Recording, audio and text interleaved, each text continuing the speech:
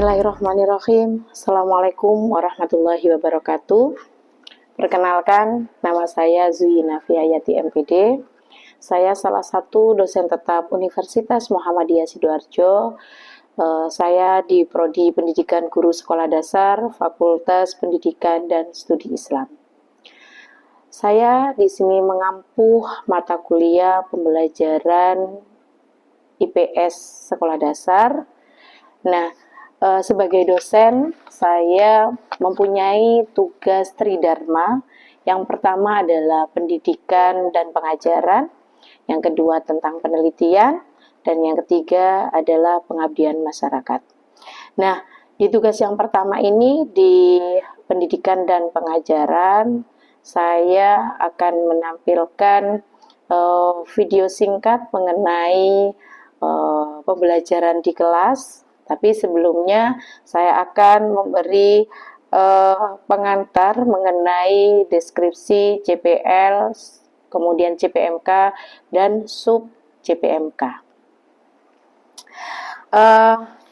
Di mata kuliah pembelajaran IPS SD, di sini ada pun deskripsi mata kuliahnya,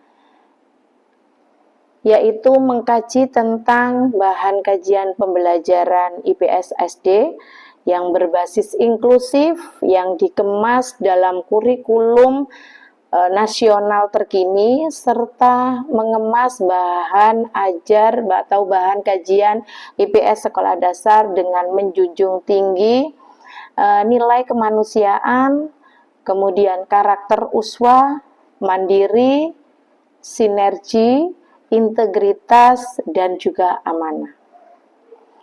Adapun CPL-nya terdiri dari CPL 01, CPL 02, CPL 04, dan CPL 07. CPL 01 menunjukkan perilaku bertakwa kepada Tuhan Yang Maha Esa dengan menjunjung tinggi nilai kemanusiaan berdasarkan nilai-nilai Islam untuk kesejahteraan kehidupan masyarakat. Untuk CPL 02 menginternalisasi nilai karakter uswah, mandiri, kemudian sinergi, dan integritas, amanah dalam mengimplementasikan pembelajaran IPS di pendidikan dasar. CPL 04 menguasai pengetahuan literasi, numerasi, dan sains dasar yang berbasis inklusif berdasarkan nilai-nilai al-Islam dan kemuhammadiyaan. Selanjutnya CPL yang 07 menyusun bidang kajian literasi, numerasi, dan sains dasar dalam pembelajaran di sekolah dasar secara kreatif, kritis, dan juga komunikatif. Adapun untuk CPMK-nya, yang pertama di CPMK 125, yaitu mampu menunjukkan sikap menjunjung tinggi nilai kemanusiaan dalam menjalankan tugas dan juga berkarakteristik pembelajaran IPS sekolah dasar berdasarkan moral dan etika. CPMK 127 mampu menunjukkan sikap menjunjung tinggi nilai kemanusiaan dalam menjalankan skripsi berdasarkan moral dan etika. Kemudian CPMK 130 mampu menunjukkan sikap menjunjung tinggi nilai kemanusiaan dalam menjalankan tugas praktek secara langsung dalam kegiatan asistensi guru di kelas berdasarkan moral dan juga etika. Di CPMK 232, yaitu mampu mengintegrasikan karakter uswah, mandiri, sinergi, integritas, dan juga amanah dalam mengimplementasikan ruang lingkup pembelajaran IPS dalam pembelajaran di pendidikan sekolah dasar. CPMK yang terakhir yaitu di CPMK 0705, yaitu mampu menyusun bidang kajian materi pembelajaran IPS dalam pembelajaran di sekolah dasar secara kreatif, kemudian kritis, dan juga komunikatif. Adapun sub CPMK-nya ada 4. Sub CPMK 1, mahasiswa mampu menjelaskan perspektif pembelajaran IPS sekolah dasar.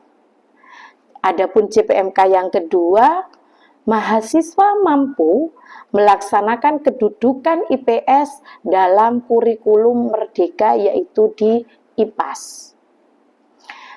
CPMK yang ketiga, mahasiswa mampu menyusun materi IPS sekolah dasar di fase B. CPMK yang keempat, mahasiswa mampu menyusun materi IPS di sekolah dasar pada fase C. Untuk kajian materinya atau bahan materi pembelajarannya, yang pertama adalah tentang perspektif IPS SD. Yang kedua, kedudukan IPAS dalam kurikulum merdeka. Yang ketiga, yaitu media interaktif. Yang keempat, materi IPS sekolah dasar pada fase B. Yang kelima, materi IPS sekolah dasar pada fase C. Yang keenam, model pembelajaran dan media interaktif dalam pembelajaran IPS SD. Untuk metode yang saya gunakan di dalam proses pembelajaran, yaitu menggunakan metode interaktif. Metode interaktif di mana metode pembelajaran yang menekankan adanya interaksi aktif antara mahasiswa dengan dosen. Tujuannya yaitu supaya mahasiswa itu aktif di dalam pembelajaran. Ya, di sini nanti adanya interaksi antara dosen dan juga mahasiswa. Di dalam metode interaktif di sini ada yang namanya diskusi, kemudian ada presentasi, dan juga ada yang namanya tanya jawab. Di dalam metode ini nanti kolaboratif ya antara ketiga metode, yaitu diskusi, presentasi, dan juga tanya jawab. Baik teman-teman, di metode interaktif ini, ya metode interaksi ini nanti untuk bentuk penilaiannya tidak hanya mahasiswa aktif di kelas, tapi nanti bisa dilanjutkan mahasiswa itu aktif di yang namanya di LMS. Apa itu LMS? Yaitu e-learningnya di UMSIDA. Nah, nanti mahasiswa bisa mengunggah tugas-tugasnya di situ. Salah satunya hasil dari presentasi bisa diunggah situ, kemudian diskusi secara online juga bisa dilakukan di LMS atau di e-learning UMSIDA. Untuk selanjutnya saya akan menampilkan video pembelajaran di kelas di mata kuliah pembelajaran IPS SD di pertemuan yang ke-13. Mari kita saksikan video pembelajaran di kelas. Assalamualaikum warahmatullahi wabarakatuh. Waalaikumsalam warahmatullahi wabarakatuh. Masih semangat? Masih. Luar biasa. Untuk mengawali perkuliahan pada siang hari ini, kita berdoa dulu ya teman-teman ya. Kita awali dengan berdoa. Silakan berdoa menurut kepercayaannya masing-masing. Berdoa mulai. Berdoa selesai. Nah, baik teman-teman, sebelum nanti kita lanjutkan masuk di materi, silakan absensi dulu ya teman-teman ya. Kita presensi dulu. Monggo, silakan absensi.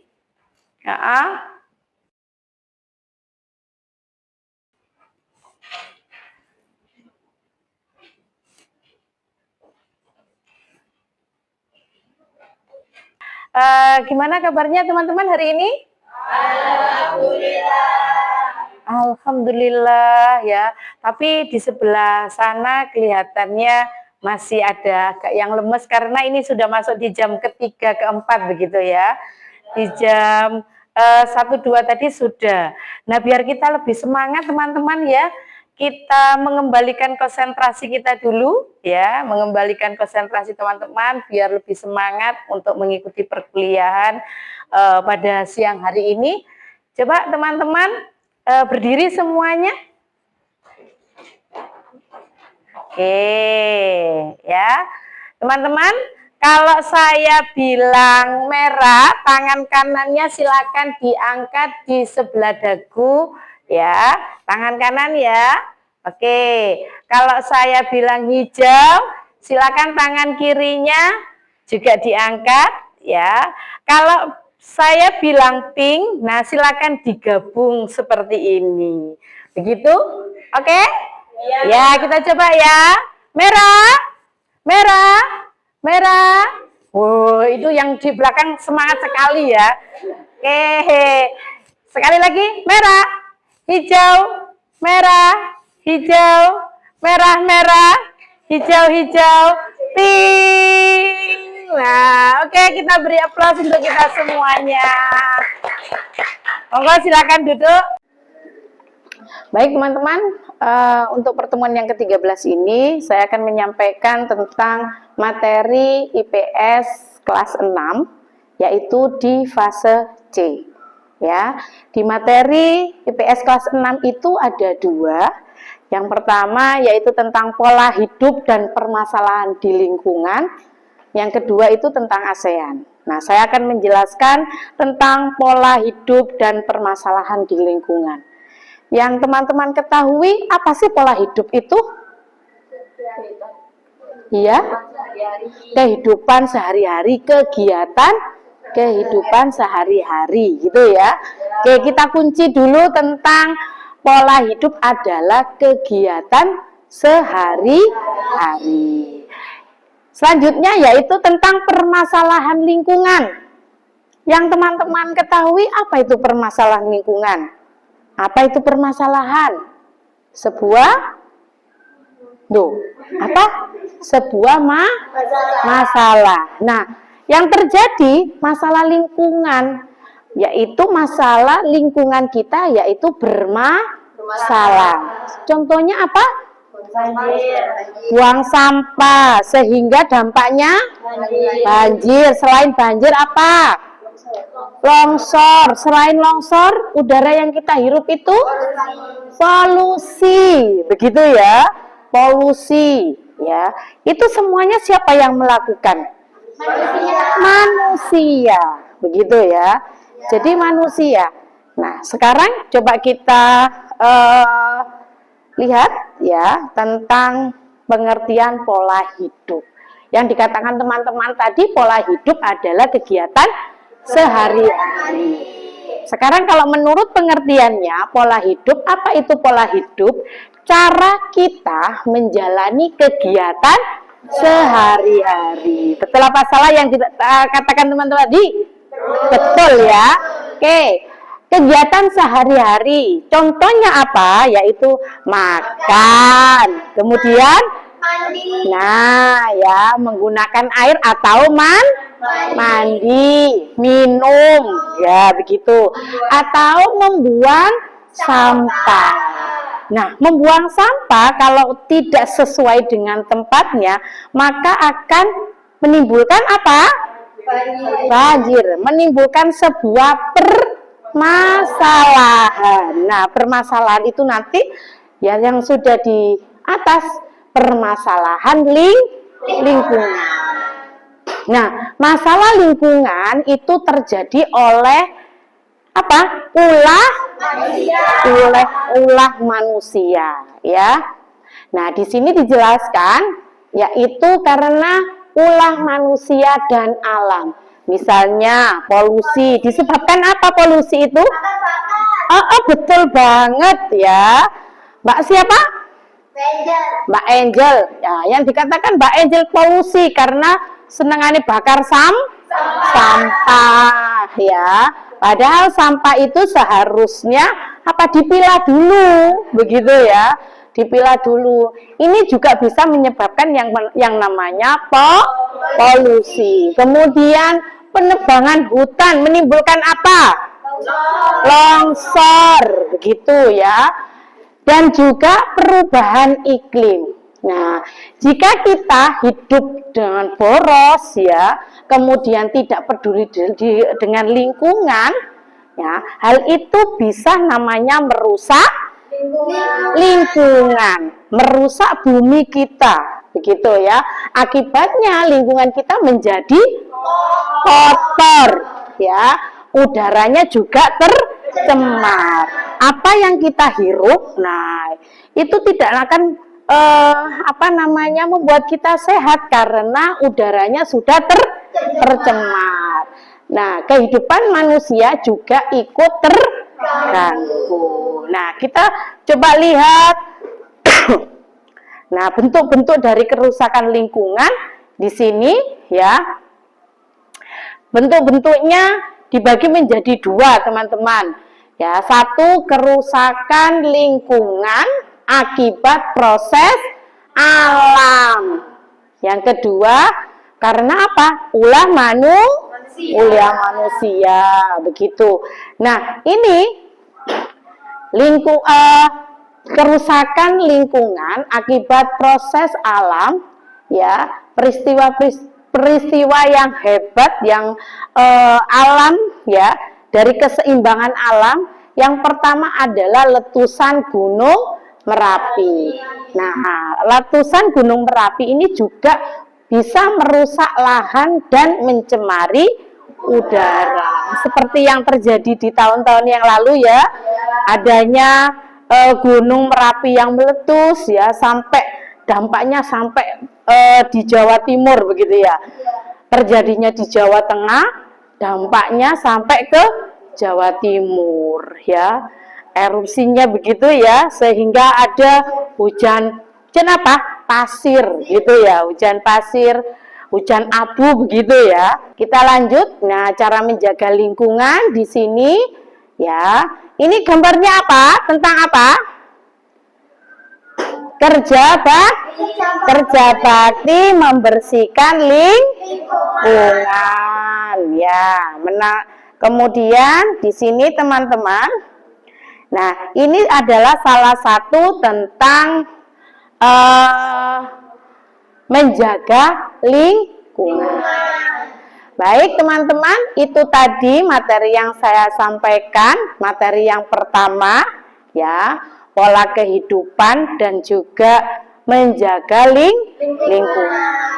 Untuk materi selanjutnya tentang ASEAN ya. Seperti yang sudah saya sampaikan di minggu lalu, setelah saya menjelaskan satu materi yang satunya nanti dipresentasikan sesuai dengan urutan kelompok yang sudah kita sepakati sebelumnya. Begitu ya. Nanti di materi ASEAN disampaikan oleh teman-teman, dipresentasikan dari hasil diskusinya. Begitu ya. Oke. Nah, ini nanti teman-teman di kelompok 9 akan menjelaskan tentang ASEAN. Nah, materi di kelas 6 itu ada keberagaman bangsa Indonesia, kemudian ada ASEAN. Ya. Nah, nanti akan dijelaskan oleh kelompok 9 mengenai ASEAN. Disimak baik-baik ya teman-teman ya. Bismillahirrahmanirrahim. Assalamualaikum warahmatullahi wabarakatuh. Waalaikumsalam warahmatullahi wabarakatuh. Langsung aja ya. Kita dari kelompok 9 akan mempresentasikan tentang media pembelajaran yang telah kami buat untuk kelas sekolah dasar di kelas 6 fase C pelajaran IPS. Perkenalkan dulu, saya Zahra Elfitri dengan teman saya, ini Alifa dan Mas Ramzi. Oke, langsung saja teman-teman biar gak lama-lama ya. Baik teman-teman, di sini saya akan mempresentasikan materi fase C kelas 6 yang berjudul ASEAN. Tulis slide yang pertama. Nah, pengertian dari ASEAN. ASEAN adalah singkatan dari Association of Southeast Asian Nation, yang dalam bahasa Indonesia berarti perhubungan bangsa-bangsa Asia Tenggara. Nah, ASEAN adalah organisasi yang dibentuk untuk memajukan kerjasama antara negara di kawasan Asia Tenggara. Organisasi ini fokus pada bidang ekonomi, sosial, budaya, dan keamanan. Nah, tujuan dari ASEAN sendiri ada beberapa. Yang pertama, mempercepat pertumbuhan ekonomi, kemajuan sosial, dan pengembangan budaya di Asia Tenggara. Yang kedua, menjaga perdamaian dan stabilitas di kawasan. Yang ketiga, meningkatkan kerjasama di bidang ekonomi, sosial, budaya, pendidikan, dan teknologi. Deklarasi Bangkok ditandatangani oleh 5 negara pendiri ASEAN, yaitu yang pertama dari Indonesia namanya Abdul Malik, dan yang kedua dari Malaysia namanya Tuan Abdul Razak, dan yang ketiga dari Singapura S. Rajaratnam, dan yang keempat dari Thailand Tanat Homat, dan yang terakhir dari Filipina Narcisco Ramos. Saat ini ada 10 anggota ASEAN. Yang pertama Indonesia, yang kedua Malaysia, yang ketiga Singapura, yang keempat Thailand, yang kelima Filipina, yang keenam Brunei Darussalam, dan yang ketujuh Vietnam, yang kedelapan Laos, yang kesembilan Myanmar, dan yang terakhir Kamboja. Sekarang kita akan mempresentasikan tentang media pembelajaran yang telah kita buat di IPS fase C kelas 6 yang akan dipresentasikan oleh teman saya Alifa. Oke, Kak Alifa silahkan dipresentasikan. Oke, sebelum saya akan mempresentasikan media pembelajaran dari kelompok kami, sebelumnya saya akan menjelaskan tentang pengertian latar belakang, arti lambang, tujuan, serta negara ASEAN sendiri. Lanjut, yang pertama ada negara Brunei Darussalam. Nih, teman-teman bisa lihat ya. Nah, untuk Brunei Darussalam sendiri ada tarian adat yaitu tari adai-adai. Lalu yang kedua ada ikonnya yaitu Omar Ali Saifuddin Mosque. Langsung yang ketiga presidennya yaitu Sultan Hasanuddin. Lalu ada hasil bumi, ada minyak bumi, gas alam, kayu, pertanian, buah-buahan, serta sayuran. Lanjut yang kedua, ada negara Indonesia. Nah, untuk hasil buminya sendiri yaitu ada minyak bumi, gas alam, batu bara, kelapa sawit, karet, dan lain-lain. Ikonnya tentunya Monas, Indonesia, dan presidennya yaitu Prabowo Subianto. Untuk yang selanjutnya ada Thailand. Nah, di Thailand sendiri ada tarian yaitu Raban Ching. Lalu ikonnya yaitu Grand Palace, presidennya Vajira Longkorn. Yang selanjutnya ada Singapura. Di Singapura sendiri yaitu ada tarian Singapura Barongsai. Ikonnya ada patung berlian, presidennya Tharman Shanmugaratnam. Nah, yang terakhir Vietnam, yaitu ada tarian Vietnam Muang Rong, ikonnya Sungai Mekong, dan presidennya Luona Chuona. Ya. Oke, itu saja yang dapat kami sampaikan teman-teman. Barangkali ada pertanyaan atau masukan untuk kelompok kami atau untuk media pembelajaran kami. Barangkali dari teman-teman ada yang mau mengusulkan, kami persilakan. Assalamualaikum warahmatullahi wabarakatuh. Saya Mira Fatma Aisyah, izin bertanya di kelompok 9. destinasi apa yang terkenal yang berada di negara Kamboja? Itu saja, terima kasih. Perkenalkan, nama saya Ekaterina Bila Permatasari.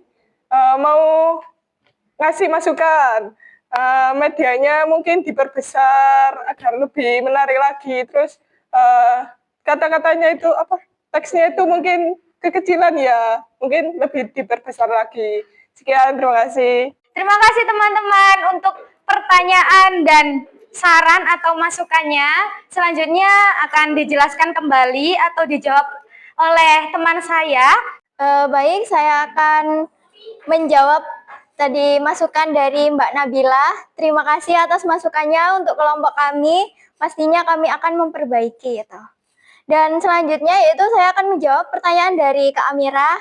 Nah, pertanyaan tadi, ikon apa yang terkenal di Kamboja ya? Nah, untuk di sini ikon dari Kamboja tersendiri yaitu ada Angkor Wat. Jadi ini tuh kayak candi gitu. Jadi di sana itu sangat terkenal candi Angkor ini. Gitu. Makanya itu yang menjadi daya tarik ke Kamboja. Iya, sama-sama. Oke, terima kasih teman-teman atas partisipasi. Dan inilah presentasi yang bisa kami sampaikan dari kelompok 9 tentang ASEAN. Demikianlah yang dapat kami sampaikan. Terima kasih. Assalamualaikum warahmatullahi wabarakatuh. Baik teman-teman, kita beri aplaus untuk teman-teman kita yang sudah presentasi ya. Luar biasa. Terima kasih, silakan kembali ke tempatnya. Baik teman-teman, tadi sudah dipresentasikan di materi kedua tentang ASEAN ya.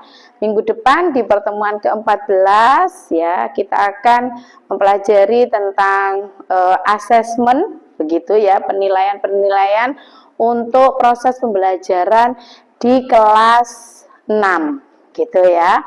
Baik, saya sambil duduk ya teman-teman ya. Nah, nanti untuk asesmen, mengenai asesmen atau mengenai penilaian-penilaian di minggu-minggu kemarin kita sudah mempelajari tentang menuntaskan materi-materi IPS sekolah dasar, begitu ya, dimulai dari fase B. Fase B itu kelas berapa teman-teman? Kelas 3 dan 4. Ya, begitu sampai dengan fase C.